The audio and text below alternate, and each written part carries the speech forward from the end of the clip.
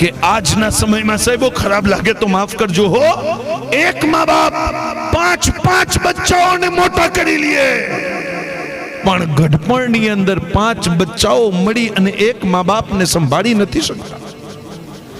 પણ ઈ મા બાપની ઇજ્જતને બેઅદબી સમજે છે. આજનો મોડર્નનો જવાન એમ કહે છે, શકીલ હઝરત મને હાથ ચૂમવામાં તો શરમ આવે.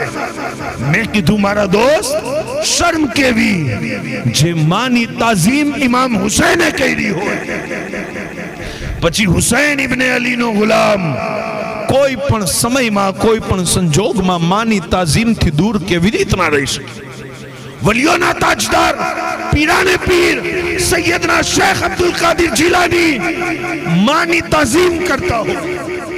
અને તમે જાણો છો, હિન્દુસ્તાનનો ઈ સુલતાન જેમને દુનિયા ખ્વાજાએ ખ્વાજગા વાલીએ હિન્દુસ્તાન અતાએ રસૂલ સુલ્તાનુલ હિન્દ ખ્વાજા ગરીબ નવાઝ કિए છે.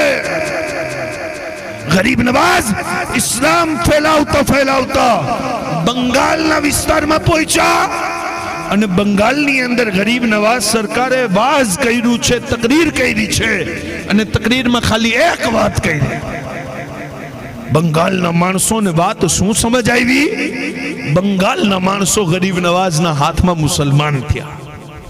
જ્યારે ખૂબ માણસો મુસલમાન થયા ને તો ગરીબ નવાઝ સરકારે અમ્મીને પત્ર લખ્યું છે અને કીધું, માં તમારો દીકરો સૈયદ હસન હિન્દુસ્તાનની અંદર બંગાળના વિસ્તારની અંદર છે અને મારી એક તકરીરથી, એક વાઝથી લાખો માણસો ઇસ્લામના કરીબ આવ્યા, લાખો નમાઝી બની ગયા, લાખો મા બાપના ફરમાબરદાર બની ગયા. એવું ખુશી અને આનંદ સાથે પત્ર લખ્યું અને કીધું, માં તમે દુઆ કરતા રહેજો કે હું ઇન્સાનિયતને ભલો પહોંચાડતો રહું, માણસોને જહન્નમથી દૂર કરી અને જન્નતી બનાવતો રહું, માણસોને સારો પેગામ દેતો રહું અને માણસો મારાથી ખૂબ ફાયદો ઉપાડે. આ શબ્દ જ્યારે પહોંચ્યા છે ને ગરીબ નવાઝની વાલિદાની બારગાહમાં, ગરીબ નવાઝના વાલિદાએ ઈ પત્રની પાછળ જવાબ લખ્યું છે.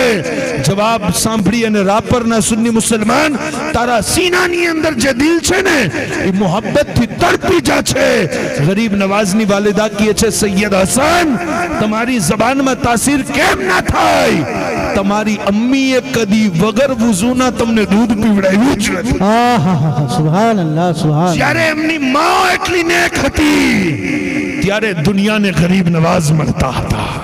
જ્યારે માં એવી નેક હતી કે એમના વાળને કોઈએ નથી જોયું ત્યારે સંસારને પીરોડા પીર મળતા હતા.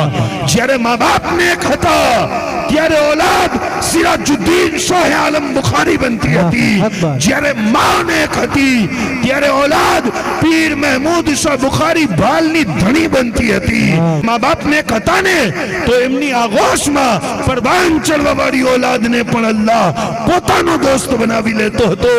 સાહેબો, અગર મા બાપ નેક થશે ને તો ઇન્શાઅલ્લાહ એક દિવસ દૂર નથી કે સમાજની અંદર માણસો પણ સારા બની જવાના.